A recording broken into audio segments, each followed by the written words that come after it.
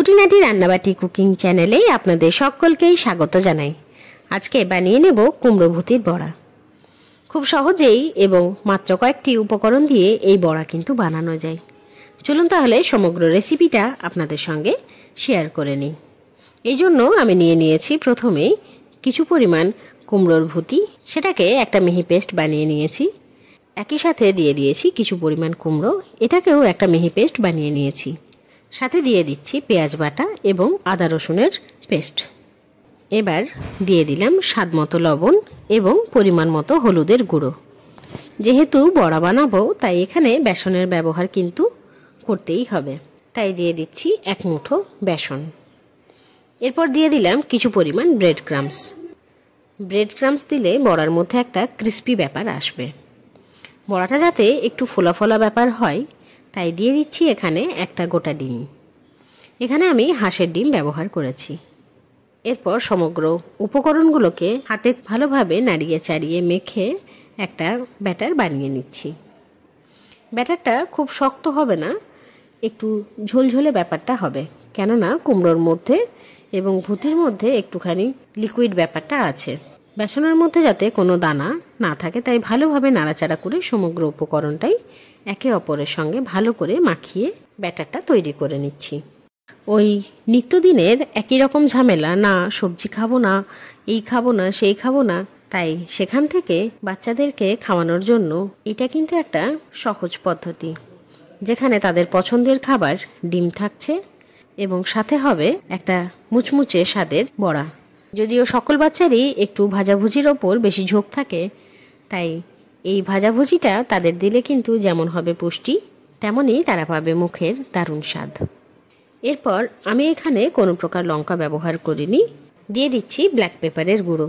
লঙ্কার বদলে শুধুমাত্র ব্ল্যাক পেপারই দিলাম, যেহেতু বাচ্চারাও বড়াটা খাবে তো, তাই তাদের মুখে একটু ঝাল লাগলে তারা আবার নাকচ করবে, খাবো না বলবে, তাই আর কি ঝালের পরিমাণটা অল্প রেখে দিয়ে দিলাম ব্ল্যাক পেপারের গুঁড়ো। এবার সমগ্র উপকরণগুলোকে নাড়াচাড়া করে সুন্দরভাবে মাখিয়ে নিচ্ছি। এখানে মাখানোর জন্য আমি আর হাত ব্যবহার করলাম না, চামচের সাহায্যেই উপকরণটা মিশিয়ে দিলাম। এরপর বড়া ভেজে নেওয়ার পালা, তাই হাই ফ্লেমে গ্যাস রেখে বসিয়ে দিলাম ফ্রাইং প্যান। একই সাথে দিয়ে দিলাম তাতে কিছু পরিমাণ সর্ষের তেল।